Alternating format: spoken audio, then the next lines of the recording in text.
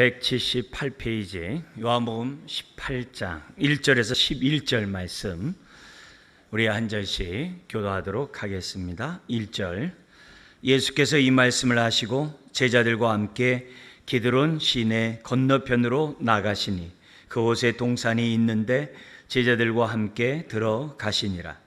그곳은 가끔 예수께서 제자들과 모이시는 곳이므로 예수를 파는 유다도 그곳을 알더라. 유다가 군대와 대제장들과 바리새인들에게서 얻은 아랫사람들을 데리고 등과 횃불과 무기를 가지고 그리로 오는지라. 예수께서 그 당할 일을 다 아시고 나아가 이르시되 너희가 누구를 찾느냐? 대답하되 나사렛 예수라 하거늘 이르시되 내가 그니라 하시니라. 그를 파는 유다도 그들과 함께 섰더라. 예수께서 그들에게 내가 그니라 하실 때 그들이 물러가서 땅에 엎드러지는지라. 이에 다시 누구를 찾느냐고 물으신대 그들이 말하되 나사렛 예수라 하거늘 예수께서 대답하시되 너희에게 내가 그니라 하였으니 나를 찾거든 이 사람들이 가는 것을 용납하라 하시니 이는 아버지께서 내게 주신 자 중에서 하나도 잃지 아니하였사옵나이다 하신 말씀을 응하게 하려 함이로라. 이에 시몬 베드로가 칼을 가졌는데 그것을 빼어 대제장의 종을 쳐서 오른편 귀를 베어 버리니 그 종의 이름은 말고라 같죠. 예수께서 베드로더러 이르시되 칼을 칼집에 꽂으라. 아버지께서 주신 잔을 내가 마시지 아니하겠느냐 하시니라. 아멘. 아멘. 오늘 말씀의 제목은 아버지와 아들을 영화롭게 해달라고 기도하셨던 그 말씀에 따라 어떻게 주님이 십자가를 지시는 그런 사역을 감당했는지 우리가 18장에서부터 좀 말씀을 보기를 원합니다. 오늘은 첫 번째로 9절에 있는 것처럼 아버지께서 내게 주신 자 중에서 하나도 잃지 아니하였사옵나이다 라는 이 말씀을 가지고 오늘 주의 음성을 듣기를 원합니다. 요즘 나라 안팎으로 많은 어려운 일들이 많죠. 전쟁이 끊이지 않고 또 여러 가지 경제 위기가 있고 기후로 인한 여러 가지 원치 않는 이런 많은 일들이 있습니다. 우리 나라 안에서도 힘든 일들이 많이 있죠. 개인적으로도 또 가정적으로 안팎에 많은 문제가 있습니다. 하나님의 특별한 돌보심이 필요한 때라고 생각됩니다. 이럴 때일수록 나와 함께 하시고 나를 돌보시는 주님께 소망을 두면서 저와 여러분들이 하루하루 믿음으로 살아야 될 줄 믿습니다. 우리 요한복음 17장이 대제장의 주님의 마지막 기도라고 했어요. 이 마지막 기도에서 예수님은 자신을 위해서 뭐라고 기도했습니까? 나를 영화롭게 해달라고, 아들을 영화롭게 해달라고. 그렇게 해서 하나님의 영광이 나타나기를 원합니다. 다른 말로 한다면 내가 십자가를 곧 짊어지게 싸우니 이걸 통해서 하나님의 사랑이 나타나게 해 주옵소서. 나의 십자가의 죽음을 받아달라고 하는 그런 기도를 예수님이 자신을 위해 기도합니다. 그리고 나서 남겨진 제자를 위해서 기도하는데 가장 대표적인 기도가 보존해 달라고, 무엇보다도 악에서부터 지켜달라고 우리 주님께서 제자들을 위해서 하나님께 기도를 하셨습니다. 근데 오늘 이 18장에 오늘 본문의 내용을 보면 우리 주님이 단지 기도한 것으로 끝난 게 아니라 제자들의 안전을 보존하고 악에서 지켜달라는 그것이 기도로만 끝나는 게 아니라 실제 상황에서 제자들을 보호하고 정말 제자들을 지켜준 그러한 행동으로 나타났다는 사실을 오늘 우리가 이 본문을 통해서 알 수가 있습니다. 그러므로 오늘 우리들이 살아가면서 많은 위급한 많은 힘든 일을 당할 때마다 오늘 이 주님이 제자들을 지켜주셨던 것처럼 저와 여러분들을 지켜주신다고 하는 확신을 가지고 오늘도 우리가 믿음으로 나아가야 될 줄 믿습니다. 성경에 보면은 우리 주님이 선한 목자로 양들을 지키시고 보호하시고 인도하시는 그 모습이 성경에 많이 나오고 있습니다. 자, 그런 가운데 여러분들이 잘 아는 성경 구절들을, 하나님 말씀을 좀 이 시간 상기시키고 싶어요. 그래서 다시금 이 말씀이 오늘 나의 말씀이 되도록 정말 기도하고 붙잡는 말씀이 되기를 원하는데요. 이 네 개 정말 우리에게 위로가 되고 선한 목자로 양을 지켜주시는 그 말씀을 좀 살펴보려고 하는데요. 첫 번째는 누가복음 21장, 마태복음 24장, 25장에 나와 있는 내용인데요. 종말의 그 징조를 얘기하면서 특별히 믿는 사람이 당하는 많은 환난에 대해서 얘기하는 부분에서 어떤 말씀이 있냐면 이렇게 되어 있습니다. 누가복음 21장 10절 이하에 보면은 많은 민족이 서로 전쟁할 것이다. 전쟁뿐만이 아니라 큰 지진과 기근이, 그리고 전염병이 돌 것이고 세상엔 무서운 일들이 많아질 것이다. 무엇보다 기후변화와 같은 이런 많은 큰 징조들이 우리들의 삶 가운데, 너희들의 삶 가운데 있을 것이다. 그리고 너희들은 나를 믿는다는 그 이유 때문에 박해를 받을 것이고 환난을 당할 것이다.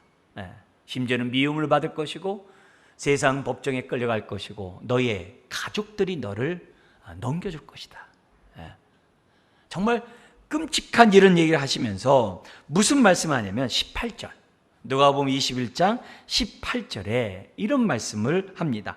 너희 머리털 하나도 상하지 아니하리라. 우리 한번 같이 한번 읽어볼까요? 너희 머리털 하나도 상하지 아니하리라. 그러면서 너희의 인내로 너희 영혼을 얻으리라. 그런 가운데 인내함으로 구원을 얻으리라는 이 메시지를 전하고 있어요. 그러니까 그런 환난 가운데서도 머리털 하나 상하지 않게 하겠다. 다니엘의 세 친구들이 풀무불에 7배나 되는 풀무불에 던져져도 머리털 하나 상치 않는 그런 돌봄을 받게 해주겠다. 그게 다니엘의 사건만이 아니라는 거예요. 두 번째 말씀은요, 시편 121편에 있어요. 120편서부터 134편은 성전을 향해 올라가면서 그들이 부르는 찬양이에요. 여러분들이 학교 종이 땡땡땡 이거 잘 알듯이 그 당시 유대인들이라고 한다면 15편의 이 노래는 다 알고 있어요. 그래서 그들이 3대 절기를 지키려고 성전에 올라갈 때마다 15개의 찬양을 부르면서 올라갔어요. 그 가운데 한 시편이 있어요. 이거는 바벨론 포로로 끌려갔다가 본토로 돌아오는 그 조상들이 4달 동안 바벨론에서 유대까지 돌아오는 그 기간 동안 얼마나 많이 기도했겠어요. 또 얼마나 많은 강도와 그 위험들이 있었겠어요. 하나님의 지키심이 얼마나 필요한 그런 때입니까? 그런 마음들이 모아서 지어진 그러한 시편이 120편이에요. 거기 보면 이렇게 되어 있습니다. 내가 산을 향하여 눈을 들리라. 나의 도움이 어디서 올까? 나의 도움은 천지를 지으신 여호와에게서로다. 여호와께서 너를 실족하지 아니하게 하시며 낭떠러지 같은 데게 잘못 디뎌가지고 떨어지고 그러지 않게 하시며 너를 지키시는 이가 졸지 아니하시로다. 이스라엘을 지키시는 이는 졸지도 아니하시고 주무시지도 아니하시로다. 여호와는 너를 지키시는 이시라. 여호와께서 내 오른쪽에서 내 그늘이 되시니라. 오른쪽에 해가 그쪽에서 비치고 있으니까 그늘이 지도록 하나님이 광야길을 갈 수 있도록 그늘이 되어 주신다는 거예요. 낮에 해가 너를 상하게 하지 아니하시며 밤의 달도 너를 해치지 아니하리로다. 그러면서 그 다음 7절 우리 한번 같이 읽겠습니다. 여호와께서 너를 지켜 모든 환난을 면하게 하시며 또 내 영혼을 지키시리로다. 아멘이죠. 모든 환난을 면하게 하시며, 그러면서 8절에 여호와께서 너의 출입을 지금부터 영원까지 지키시리로다. 성전으로 예배드리러 오는 그런 사람들의 삶을 영원토록, 출입을 지금부터 영원까지 지켜주시겠다고, 예배드리러 오는 그런 자들로 하여금 기쁨을 계속 누리게 하겠다는 정말 위로의 말씀이죠. 세 번째 우리에게 위로해 주는 메시지는 신명기 32장에 있어요. 신명기 32장은 모세의 노래예요. 모세가 40년 동안 하나님을 정말 하나님의 인도 속에서 이스라엘을 정말 광야길을 인도하고 이제 가나안 땅에 들어가기 일부 직전 아닙니까? 이제 그런 모세, 그 모세가 하나님의 선하시고 위대함을 찬양하면서 무슨 얘기를 하냐면 신명기 32장 9절 10절에 이렇게 얘기합니다. 여호와의 분깃을 자기 백성이라 야곱은 그가 택하신 기업이로다. 하나님의 택한 백성을 향해서 10절에 뭐라고 얘기하냐면 같이 읽겠습니다. 여호와께서 그를 황무지에서 짐승이 부르짖는 광야에서 만나시고 호위하시며 보호하시며 자기의 눈동자같이 지키셨도다. 광야 40년 동안 얼마나 많은 위험이 있습니까? 근데 거기서 만나주셨대요.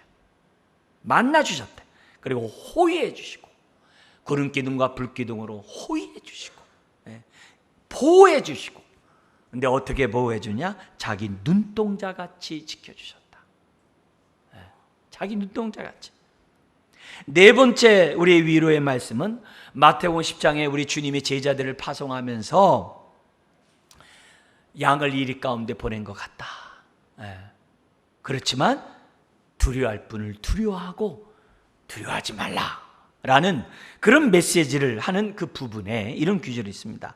마태복음 10장 28절 이하에 보면은 몸은 죽여도 영혼은 능히 죽이지 못하는 자들을 두려워하지 말고, 너를 죽이는 자들을 두려워하지 말고 오직 몸과 영혼을 능히 지옥에 멸하실 수 있는 이를 두려워하라. 그러면서 뭐라고 얘기하냐면 29절에 참새 2마리가 한 아사리온에 팔리지 않느냐? 그러나 너희 아버지께서 허락하지 아니하시면 그 하나도, 참새 한 마리도 땅에 떨어지지 아니하리라. 그 다음 30절 같이 한번 읽겠습니다. 너희에게는 머리털까지 다 세신 바 되었나니. 머리털까지도 다 세신 바 됐다. 그러면서 두려워하지 말라. 너희는 많은 참새보다 귀하니라. 그러니까 4개의 이런 말씀만 우리가 읽어도 정말 이 험난한 이 세상을 살아가는데 얼마나 위로가 되는지 몰라요. 담대함을 갖게 하는지 모릅니다. 더더욱 오늘 이 본문의 말씀도 우리에게 큰 위로가 돼요. 마음에 안심을 줘요. 안팎에 많은 두려운 일이 있는 이런 세상 속에 우리에게 담대함을 주는 귀중한 말씀이 오늘 본문 안에 있습니다. 여러분, 우리 주님이 정말 아버지께서 내게 주신 자 중에 하나도 잃지 않겠다라고 하는 이 메시지, 한 영혼도 잃어버리지 않겠다는 이 메시지, 얼마나 위로가 되는지 몰라요. 자, 근데 만약에 제가 여러분들에게 정말 나의 성도를 한 영혼도 잃어버리지 않고 하나님이 지켜줄 것을 믿습니다 하면서 제가 예를 들어서 했다고 해보세요. 그 말이 아멘이 된다 하더라도 제가 어떻게 돼요? 여러분을 내 눈앞에서 보지 않는 한 지키지 못하죠. 그만큼 그 말이 위로가 되지만 그러나 그 능력에 대해서는 정말 그렇게 기대하지 않죠. 근데 이렇게 말씀하신 예수님이 누구냐 이게. 이런 말을 하신 예수님이 누구냐 이게. 그분을 안다면 이 말씀이 예사로운 말씀이 아니에요. 이 말씀이 정말 나에게 생명이 되고 능력이 된다는 거예요. 이렇게 말씀하시는 예수님, 그러니까 우리의 신앙은 주님을 안 만큼 믿음이 견고해요. 그리고 그만큼 하나님의 축복 가운데 살아가요. 그만큼 성경에 약속된 축복을 누려요. 그만큼 두려움에서 벗어나요. 주님을 아는 지식만큼 우리는 담대할 수 있어요. 우리의 믿음이 견고할 수 있어요. 내가 믿는 주님을 우리가 올바로 알고 그 주님을 알아간다고 한다면 오늘 예수님이 하신 이 말씀이 우리에게 얼마나 큰 위로가 되는지 몰라요. 사회적으로 불안한 이런 세상 속에 우리가 어떻게 돼요? 얼마나 담대함을 정말 갖게 하는 말씀인 줄 모릅니다.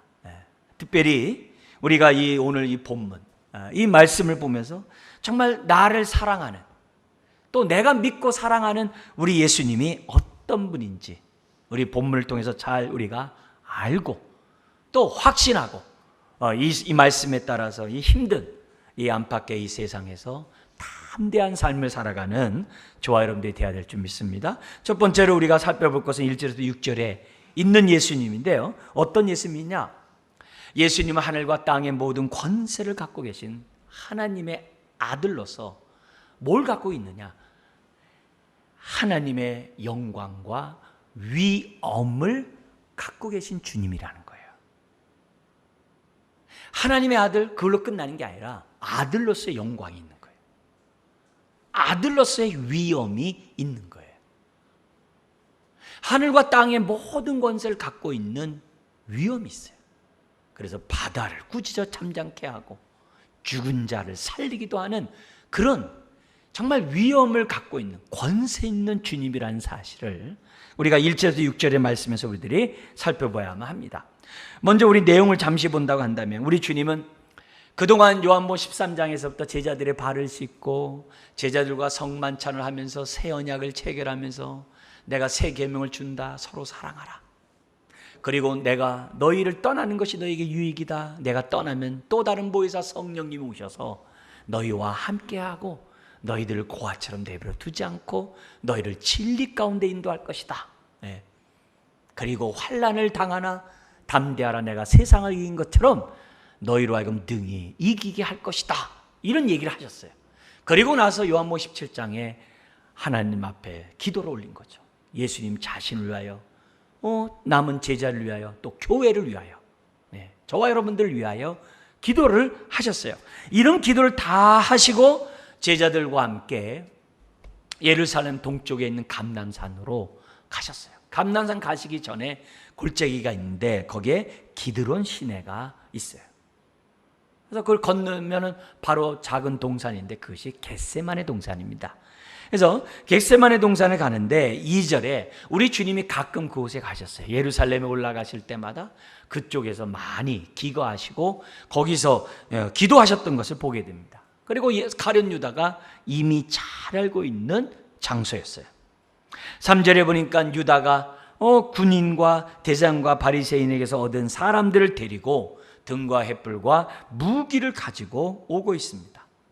이 모든 것을 다 하신 주님이 4절에 아주 특이한 행동을 합니다. 4절 한번 읽어볼까요? 예수께서 그 당한 일을 다 하시고 나아가 이르시되 너희가 누구를 찾느냐? 여러분 자기를 잡으러 오시는 것을 다 알면 어떻게 돼요? 피할 수 있죠. 깜깜한데요. 얼마든지 피할 수 있죠. 더구나 그 당시 유월절을 지키기 위해서 사람들이 인산인해거든요. 그리고 그 동산에 많은 사람들이 텐트를 치면서 기거하고 있는 그런 상황이거든요. 얼마든지 피할 수 있어요. 근데 아시는데 어떻게 돼요? 피하신 것이 아니라 오히려 나아갑니다. 자기를 잡으러 오는 자들에게 나아갑니다. 그리고 말합니다. 너희가 누구를 찾느냐? 그러자 5절에 나사렛 예수라 하거늘 내가 크니라. 내가 크니라. 그때 예수님을 판 가룟 유다도 예수님 옆에 있는 게 아니라 그들과 함께 있다 그래요. 서 있다 그럽니다. 그러면서 6절에 우리 같이 한번 읽겠습니다. 예수께서 그들에게 내가 크니라 하실 때 그들이 물러가서 땅에 엎드러지는지라. 내가 크니라 할 때 그들이 어떻게 돼요? 물러가서 땅에 엎드러졌다 그래요. 여기 엎드려졌다는 단어가 그냥 슬금슬금 뒷걸음질해서 엎드렸다는 얘기가 아니에요. 수직으로 물건이 땅에 떨어지듯이 탁 떨어졌다는 얘기예요. 그러니까 물러가는데도 그냥 슬금슬금한 게 아니라 그냥 어떤 위험에 뒤로 물러갈 수밖에 없는 상황 속에서 털푸덕 주저앉았다는 거예요. 그냥 확 엎드렸다는 겁니다. 자기의 의지와 상관없이 그냥 그 위험에 그냥 쓰러진 거예요. 그 모습을 이제 보여줍니다. 여러분 이 사건은 요한복음에만 기록되어 있어요. 요한복음은 마태, 마가, 누가와 달리 마태, 마가, 누가에 없는 부분들이 많이 나와요. 그리고 마태, 마가, 누가가 눈에 보이는 그러한 정말 그런 부분들, 예수님의 그런 모습들이 많이 이렇게 기록되었다고 한다면 요한복음은 보이지 않는 영적 세계를 강조하고 있는 것이 요한복음이에요. 그래서 공간복음, 동시에 봤다 그래서 공간복음이라고 그래요. 마태, 마가, 누가와 요한복음이 짝을 이뤄야 예수님의 육신이 되어 인간으로 오신 예수만이 아니라 하나님의 아들인 예수님의 모습에 대해서 같이 볼 수 있어요. 그래서 사복음서를 같이 봐야 예수님의 참 하나님이며 참 인간인 모습을 동시에 볼 수 있어요.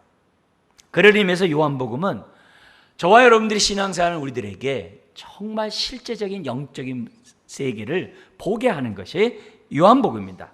근데 여기에 우리가 방금 봤던 예수님이 내가 크니라 라고 했을 때 뒤로 물러가가지고 넙죽 엎드린 이런 사건은 요한복음만 기록했어요.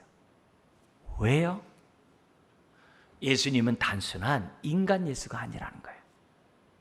하나님의 아들 예수 그리스도라는 사실을 지금 요한은 이런 사건을 통해서 우리들에게 보여주고 있는 거예요. 그래서 다른 마태, 마가, 누가와 달리, 복음서와 달리 영광에 대한 얘기를 많이 해요. 그래서 요한복음 1장 14절에서도 처음 시작하는 사도 요한이 예수님을 보면서 우리가 하나님의 아들 예수를 봤다 그러지 않아요. 요한복음 1장 14절에 뭐라고 그러냐면은 말씀이 육신이 되어 우리 가운데 거하심에 우리가 그를 보니가 아니라 그의 영광을 보니 이렇게 얘기를 해요. 이게 예수님 믿는 거예요. 들어서 아는 믿음이 아니라 영안이 열려서 예수님을 정말 영광의 예수님을 보는 게 믿는 거예요. 그분이 정말 하나님의 아들 맞구나. 그분이 영광의 주님이 맞구나. 이걸 보고 믿는 게 믿음이에요. 지금 요한은 그의 영광을 봤다라고 해요. 그래서 아버지의 독생자의 영광이요 은혜와 진리가 충만하더라. 여러분, 이들이 물러가 땅에 엎드렸는데 무슨 말 때문에 그랬어요? 예수님의 위엄도 있지만 어떤 말이에요? 위엄 있는 말씀. 그 내용이 뭐예요? 내가 그니라 라는 말씀이에요. 우리는 구약을 잘 모르고 유대인이 아니기 때문에 내가 그니라 라는 말이 그냥 그런가 보다 하고 넘어가요. 네. 내가 그니라에 대해서 그렇게 이렇게 막 충격적으로 와닿는 그런 영적인 그런 센스가 잘 없어요. 그러나 예수님을 알고 예수님이 내가 그니라라고 하는 말씀을 알면 마음에 감동이 와요. 주님의 위엄을 직접적으로 느끼는 말이 바로 뭐냐면 내가 그니라예요. 영어로는 I am으로 번역을 했어요. I am이라는 단어가 우리는 그냥 I am이지 이렇게 한다고 했어요. 그렇지만 유대인들은 I am이라는 단어 딱 하면요 어떤 사건을 기억하냐면 하나님을 생각해요. 모든 유대인들은 이 단어를 처음 사용한 데가 언제냐면 출애굽기 3장 14절에 나와요.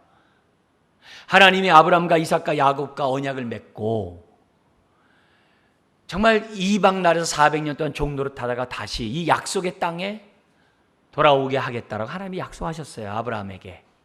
그래가지고 이스라엘 백성이 애굽에서 종노릇 하게 됩니다. 드디어 때가 되매 하나님은 언약을 기억하사 모세를 부르셔서 모세를 통해 하나님의 구원의 역사를 나타내고자 하셨어요. 그래서 우리 하나님이 모세에게 나타나셨어요. 나타나시면서 내가 너를 통해서 이스라엘을 내가 구원하겠다. 그 얘기를 다 들었던 모세가 그러면 누가 나를 보냈다라고 말할까요? 라고 모세가 질문합니다. 그때 우리 하나님께서 뭐냐면 나는 스스로 있는 자다. 그러면서 스스로 있는 자가 너를 보냈다라고 말하라는 거예요. 근데 그 스스로 있는 자라는 단어가 뭐냐면 I am who I am이에요. 나는 나다라는 단어예요. 그래서 그 단어는 스스로 있다라는 이 단어가 I am이라는 단어예요. 이 단어는 오직 하나님만이 쓸 수 있는 단어예요. 그런데 그 단어를 지금 누가 쓰고 있어요? 예수님이 자신에게 쓰고 있는 거예요. 이 단어는 여기만 있는 게 아니라 여러 번 사용하셨어요. 네. 여러 번 주님이 사용했어요. 그러니까 예수님은 뭐예요? 신적인 권위를 가지고 하나님의 아들로서 하늘과 땅의 모든 권세를 갖고 있는 신적인 아들로서 지금 뭐예요? 말씀하고 있는 거예요. 그래서 하나님의 사용하시는 그 I am을 예수님이 어떻게 돼요? 내가 그니라 라는 그 말씀과 함께 주님의 위엄이 그 순간에 나타난 거예요. 이거는 주님을 만난 자들만이 경험할 수 있는 경험입니다. 중요한 거는 예수님을 잡으려 왔던 그 사람이 예수님의 영적 권위에 눌려가지고 그냥 넙죽 엎드렸다는 거예요. 그 권위 앞에 고개를 들 수가 없는 거예요. 우리가 그 권위를 못 느낀 상황에서 우리가 생각해 보면 예수님이 내가 바로 나사렛 예수다 그러면 어떻게 될까요? 그래 하면서 딱 얼른 잡아가겠죠. 자기가 자기를 표현했으니까 나사렛 예수라고 얘기했으니까 예수님 잡으러 온 사람 얼른 잡아가겠죠. 근데 그게 아니라 뒤로 물러가 꼬꾸라졌다는 거예요. 꼬꾸라졌다는 거예요. 거기서 그들은 예수님의 위엄을 본 겁니다. 짧으나마 그들은 보는 거예요. 주님을 잡는 것이 아니라 서 있는 주님을 잡는 것이 아니라 그들은 엎드릴 수밖에 없는 거죠. 우리가 추측할 수 있는 얘기는 예수님에 대한 얘기들을 이들은 다 잘 알고 있겠죠. 더구나 대제사장과 바리새인에게 보낸 사람들이기 때문에 성전에서 일하는 사람들일 거예요. 그러면 그들은 불과 며칠 전에 예수님이 바로 어떻게 돼요?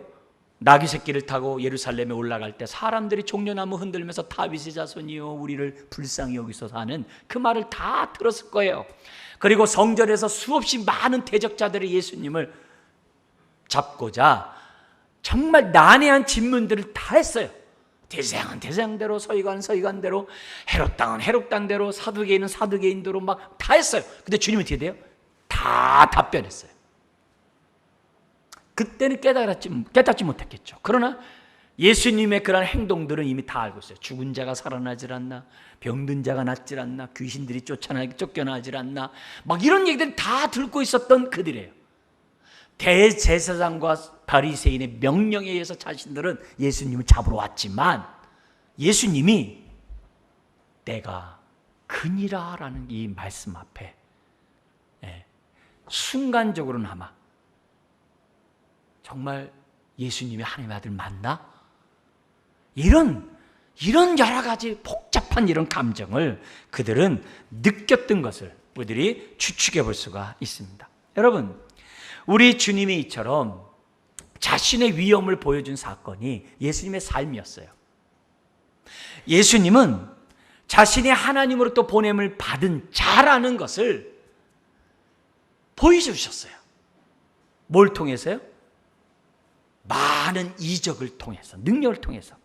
요한복음에서는 그걸 표적이라고 그래요. 표적이라는 것은 이적을 통하여 예수님이 누구인지를 알게 한다라고 해서 표적이에요. 단순히 능력을 행하는 게 아니라 내가 바로 하나님으로부터 보냄을 받은 하나님의 아들이라는 것을 보여주기 위함이라는 것을 할 때 표적이라고 그래요. 그래서 7개의 표적이 요한복음에 기록되어 있어요. 12장까지 7개의 표적이 있어요.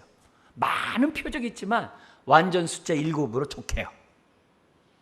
뿐만 아니라 예수님의 말씀이 다른 서기관과 달리 권세 있는 교훈이라는 그 말처럼 예수님의 말씀 그 자체가 권위가 있었어요. 그래서 예수님의 능력과 말씀으로 자신이 누구예요? 하나님도 보냄을 받았다는 사실을 그동안 쫙 보여줬어요. 심지어는요, 제자들에게 직접 자신의 영광을 보여준 사건이 있었어요. 그게 뭐냐면 변형산이에요. 변형산에 예수님이 베드로와 요한과 야고보를 데리고 올라가셨어요. 근데 거기서 마태복음 17장 2절입니다. 거기서 마태복음 17장 2절에서 우리 주님이 자신의 영광의 모습을 잠깐 보여줬어요. 그걸 읽어드린다면 그들 앞에서 변형되사 그 얼굴이 해같이 빛나며, 그 다음 구절 읽어볼까요? 옷이 빛과 같이 휘어졌더라. 계시록에도 나와요. 근데 이 사건이 지금 요한복음은 1장 14절에서 아까 그 영광을 본의로 표현했어요. 베드로는요, 그의 서신 베드로 전후서에서 자기가 본 이 영광을 얘기를 하면서 고난, 그 영광을 보면 넉넉히 이긴다라고 권면해요. 그러니까 우리 주님이 자신의 영광을 능력과 말씀만이 아니라 직접 보여주게 됐어요. 그런데 이거를 제자들에게만 보여준 게 아니라 예수님을 사형 집행했던 로마 군인들에게도 잠깐 보여줬어요. 그게 마태복음 27장 54절에 나와요. 마태복음 27장 54절에 보면은 예수님을 못 박았던 백부장을 비롯한 그 군인들이 예수님의 영광을 잠깐 봅니다. 거기에 있는 말씀을 우리 한번 같이 읽어볼까요? 백부장과 및 함께 예수를 지키던 자들이 지진과 그 일어난 일들을 보고 심히 두려워하여 이르되 이는 진실로 하나님의 아들이었도다 하더라. 그래서 이 사건, 이 백부장에 대한 영화도 지금 기독교 영화로 나와가지고 벌써 몇 년 전에 많이 우리가 보게 됐죠. 그 사람이 어떻게 됐는지에 대한 영화도 나오고 그러는데, 이게 뭐냐면 하나님의 아들이라는 거예요. 자기가 죽인, 못 박은 그 예수를 향해 뭐라 그래요? 하나님의 아들. 우리가 예수 그리스도를 하나님의 아들이라고, 주는 그리스도시요 살아계신 하나님의 아들이라고 하는 이 고백이 들어서 외워서 하는 고백이 아니라 주님을 우리가 얼굴 대 얼굴을 대하면서 하는 고백이 돼야 돼요. 고백이 돼야 돼요. 네? 여러분, 그 순간에 예수님을 잡으러 왔던 사람은 그 예수님의 영광과 위엄을 경험했다는 거예요. 그리고 보십시오. 그렇게 내가 큰이라고 얘기했던 예수님의 그 당당함을 보세요. 곧 잡혀서 십자가에 못 박혀 죽으실 분이에요. 그 당당한 위엄을 보세요. 나 잡아가라는 거죠. 네. 이런 모습에서, 정말 영광을 갖고 있는 예수님의 모습에서 그 영광을 본 자들의 삶이 얼마나 당당한지를 우리는 알 수 있는 거예요. 여러분, 그래서 이 사복음서에 보면 예수님의 영광스러움과 예수님의 그러한 육신을 입고 종의 모습을 가지고 정말 고난을 당하고 학대를 당하고 정말 여러 가지 볼품없는 그 인간의 삶을 사는 것이 이렇게 항상 이렇게 같이 나와요. 성경에 보면. 그래서 영광과 우리 비하라고 그래요. 그 하나님의 그 왕 되심과 종 되심, 하나님의 아들 되심과 사람 되심, 이게 다 같이 나옵니다.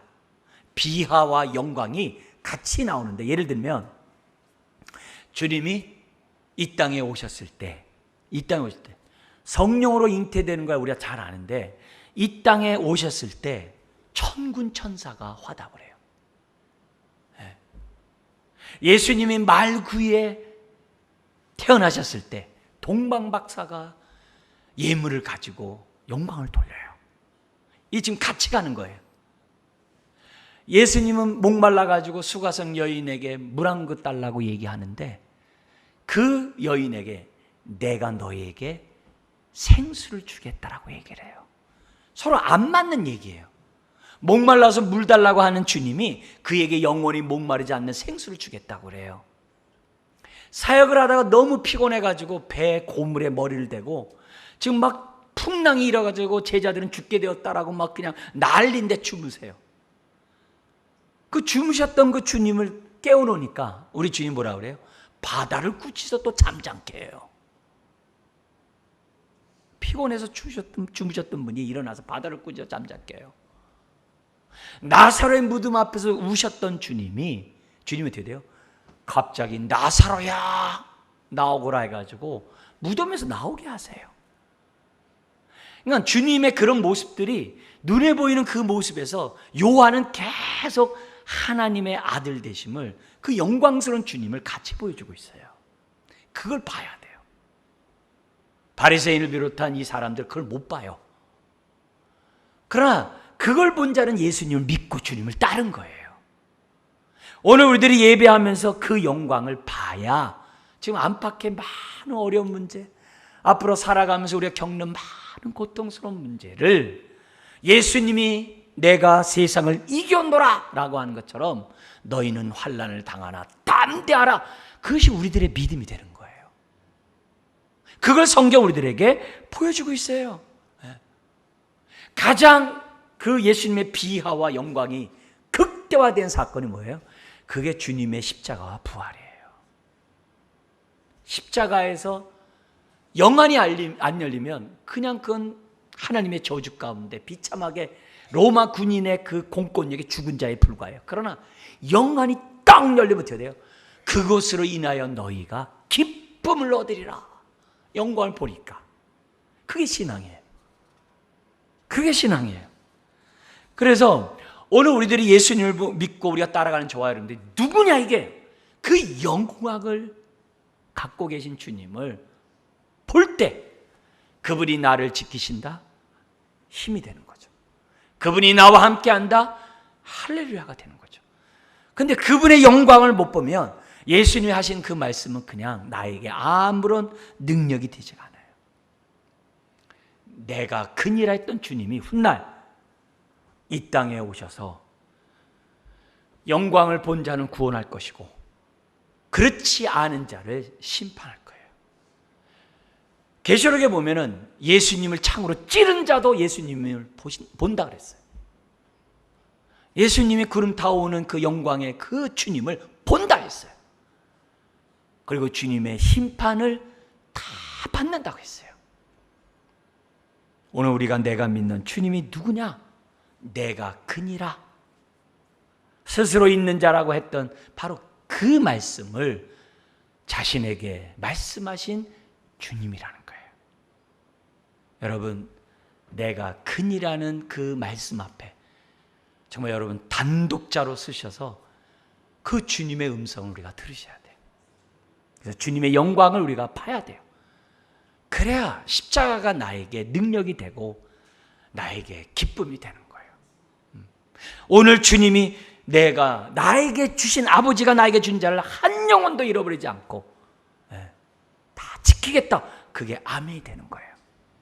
두 번째로 이렇게 말씀하신 주님이 어떤 분이냐? 영광의 주님뿐만이 아니라 저와 여러분들을 사랑하셔서 저와 여러분들을 구원하고자 7절 8절에 뭐냐면 자발적으로 십자가의 고난을 짊어지셨다는 거예요. 자발적으로.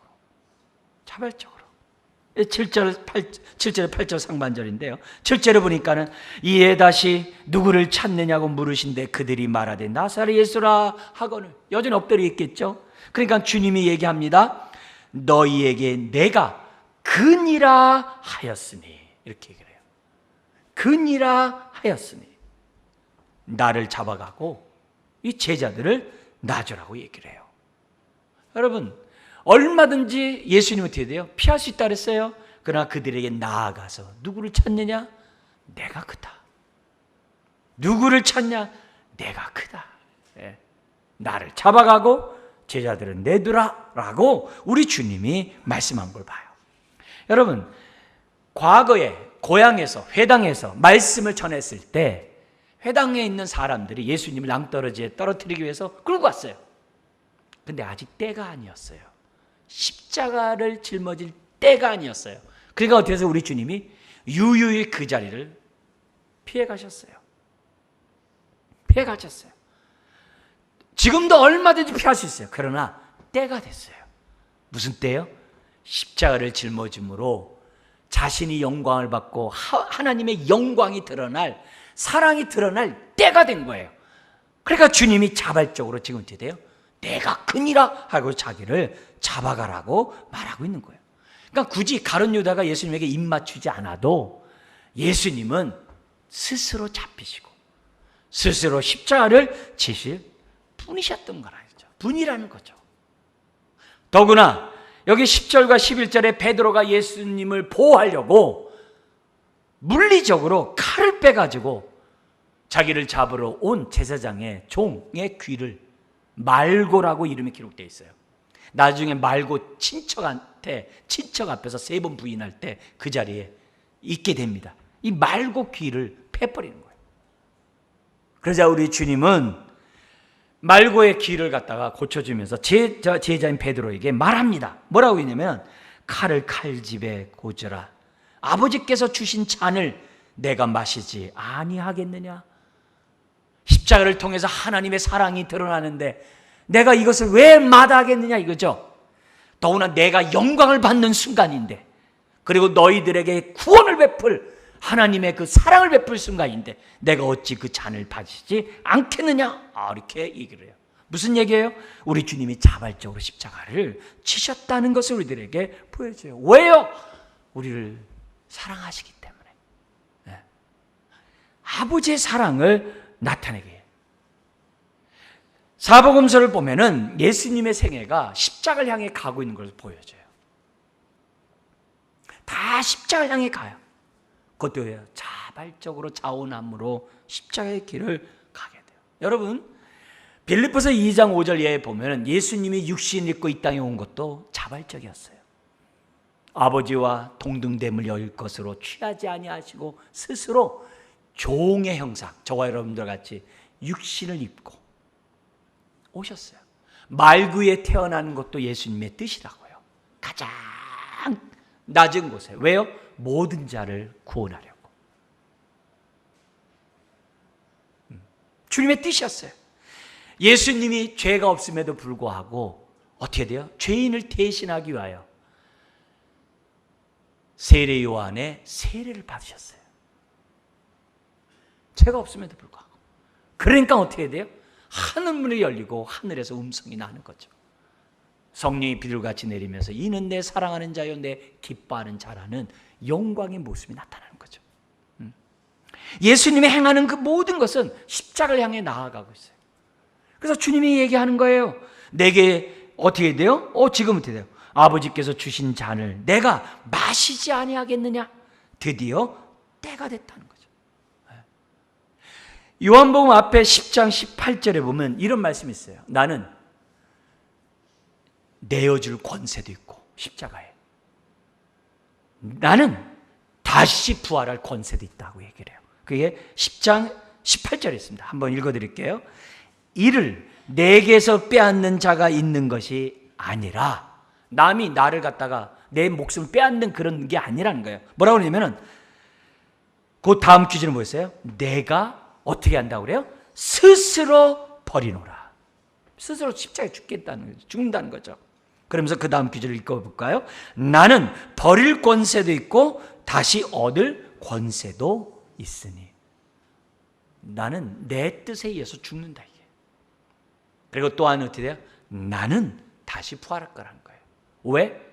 나는 대신 죽은 자지 나의 죄 때문에 죽은 게 아니에요. 저와 여러분들의 죄 때문에 대신 죽은 거지 예수님 자신의 죄 때문에 죽은 게 아니기 때문에, 예수님이 부활함으로 어떻게 돼요? 예수님은 죄가 없음이 증명된 거고, 저와 여러분들을 위해 대신 죽은 것이 하나님이 받으셨다는 증거가 된 거고, 예수님이 어떻게 돼요? 사망 권세를 깨뜨리고 생명의 권세를 가지신 분이라는 것이 증명된 것이 부활이에요. 주님이 그 얘기를 하는 거예요. 그의 영광이 나타난 순간이죠. 그래서 우리 주님은 아버지의 뜻을, 우리를 사랑하신 그 뜻을 드러내고 저와 여러분들을 구원하고자 스스로 못 박히신 거죠. 예수님 십자가에 못 박혔을 때 대지상과 그를 따르는 서기관들이 예수님을 희롱하면서 한 말이 있어요. 흰 말이 있어요. 뭐라고 얘기하냐면은 마가복음 15장 31절에 이렇게 돼 있습니다. 그와 같이 대제사장들도, 사람들이 막 예수님을 막 조롱했거든요. 대제사장들도 서기관들과 함께 희롱하며 서로 말하되, 그 다음 구절 읽어볼까요? 그가 남은 구원하였으되 자기는 구원할 수 없도다. 여러분, 이게 희롱한 말이지만 역설적으로 뭐예요? 예수님을 찬양한 얘기죠. 왜요? 예수님은 남을 구원했잖아요. 죽은 자를 살리고 나사로와 같은 자를 살리고 병든 자를 고치고 얼마나 많은 사람을 구원했습니까? 문둥병자를 깨끗게 하고. 근데 자기는 구원할 수 없도다. 그들은 대신 죽는 대속의 그 구약에 그렇게 많은 짐승의 제사를 드렸음에도 불구하고 난 놓고 기억자를 모르는 거예요. 지금 그거예요. 역설적으로 주님이 왜 죽으시냐? 저와 여러분들을 구원하려고. 그걸 보여주는 거예요. 그러니 오늘 이 자발적인 주님의 사랑에서 우리는 뭘 보는 거예요? 정말 다시금 나의 존재가 얼마나 소중하고 귀중한 자인지를 생각하지 않을 수가 없어요. 저와 여러분들을 눈동자같이 보호하고 지키신다는 그 말씀이 사실이구나. 나에게 준 자 한 사람도 한 영혼도 잃어버리지 않겠다고 하는 주님의 말씀이 진실이구나.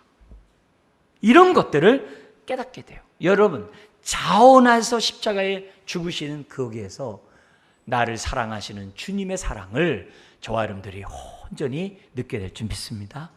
그러면서 세 번째, 오늘 내게 주신 자 중에 하나도 잃어버리지 않겠다고 하는 이 말씀이 아멘으로 받을 수 있는 이유는 뭐냐? 세 번째 이유 때문에 그래요. 그게 이제 8절 하반절에서 9절에 나오는데요.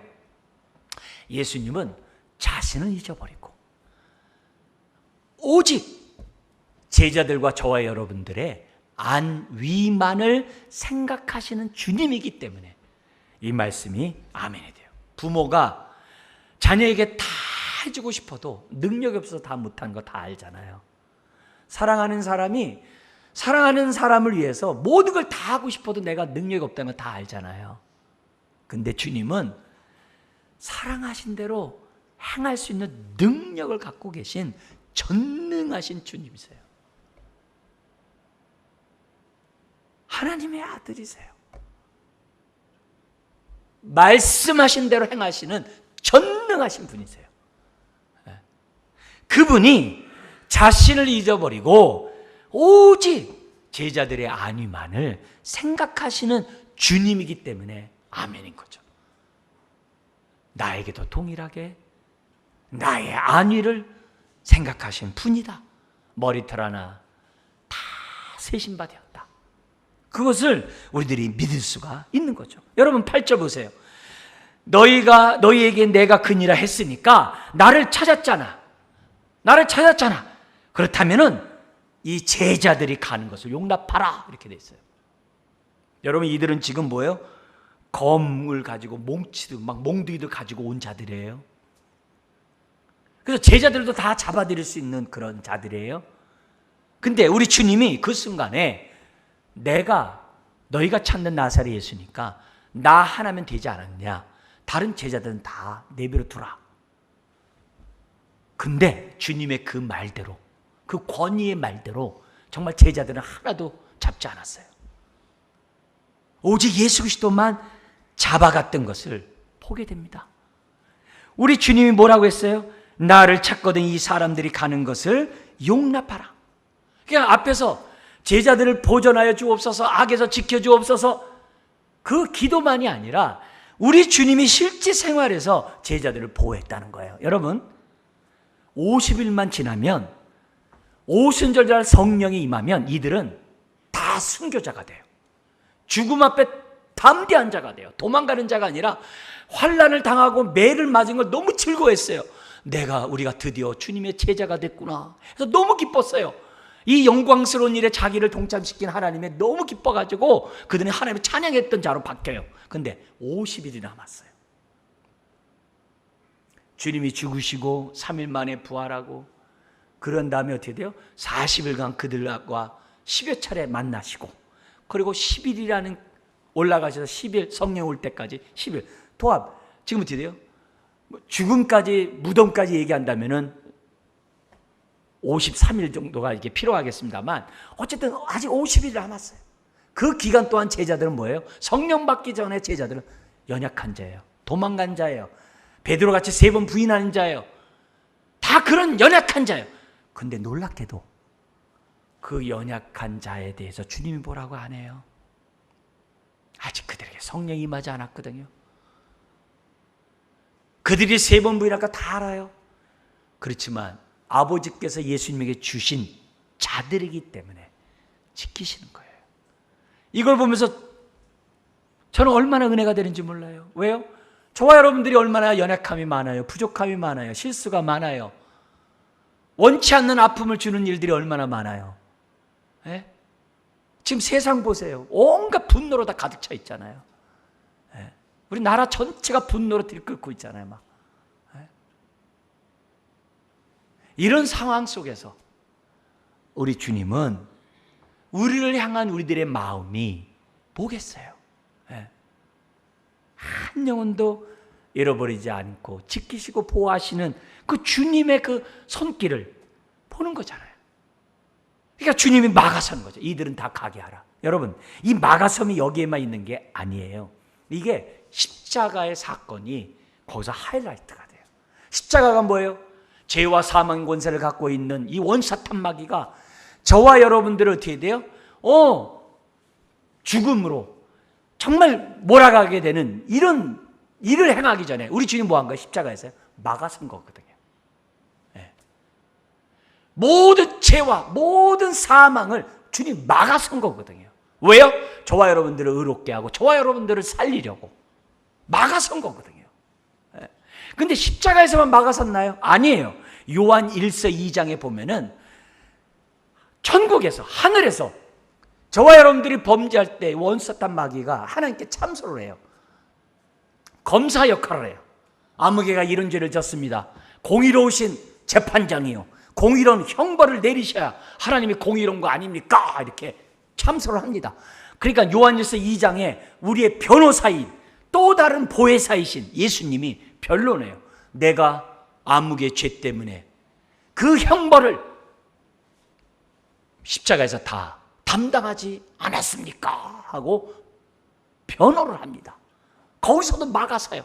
그러니까 우리 하나님이 어떻게 돼요? 무죄를 선언하는 거죠. 왜요? 예수 그리스도의 대속의 죽음을 믿으니까. 천국에서만 그런지 아세요? 오늘도 똑같아요. 오늘도 저와 여러분들 머리털 하나 상치 않도록 눈동자가 같이 그늘이 되사 이 정말 살기 힘든 이 세상에서 우리를 지켜주신다는 거죠. 이걸 믿어야 돼요. 다른 분이 아니라 이 주님이 하신 이 말씀을 믿어야 돼요. 그래야 우리가 환난을 당하나 담대하라 내가 세상을 이겼노라 라는 것처럼 그 믿음 가운데 저와 여러분들이 사는 거죠. 우리 주님이 작은 신음에도 응답하신다. 이게 은혜가 돼야 돼요. 나의 작은 신음에도 응답하시는 주님, 그거 하면서 우리가 은혜가 돼야 돼요. 그것을 우리가 믿어야 돼요. 지금도 원사탄 마귀를 막아서고 있어요. 악에서 지켜주옵소서. 지금도 우리를 지켜주시고 있다는 거죠. 여러분, 우리 주님이 제자들에게 하시면서 마지막에 하신 말씀이 요한복음 16장 33절이라 그랬어요. 그 마지막 말씀이 뭐예요? 우리가 이거 외우고 우리가 내 것을 삼아야 되는데 다시 한번 우리가 한번 읽겠어요. 요한복음 16장 33절 한번 읽어볼까요? 이것을 너에게 이르는 것은 너희로 내 안에서 평안을 누리게 하려 함이라. 세상에서는 너희가 환난을 당하나 담대하라 내가 세상을 이겼노라. 그러니까 나중에 베드로는 거꾸로 십자가에 죽는 거예요. 그리고 가장 주님의 좌우편에 앉기를 원했던 요한과 야고보의 형제 중에서 야고보가 제일 먼저 순교를 당해요. 왜 순교당해요? 영광의 주님을 받았기 때문에. 베드로는요 2번 옥에 갇혔는데요, 그 옥에서 또 쿨쿨 자요. 내일 죽는데도 자요. 어떻게 자요? 네. 죽음이 끝이 아니라 부활이 있음을 그는 받기 때문에, 영광의 주를 받기 때문에 했다는 거죠. 우리 예수님은 죽음조차도 잠잔다고 바꿔버리셨어요. 왜요? 눈 뜰 거니까. 주님 품에서 눈을 뜰 거니까 잔다 그러거든요. 잔다. 너의 목숨을 죽인 자를 두려워하지 말고 너의 몸과 영혼을 지옥에 던지는 하나님을 두려워하라 그랬어요. 우리 주님은 자신의 안위보다 저와 여러분들을 위하는 분이에요.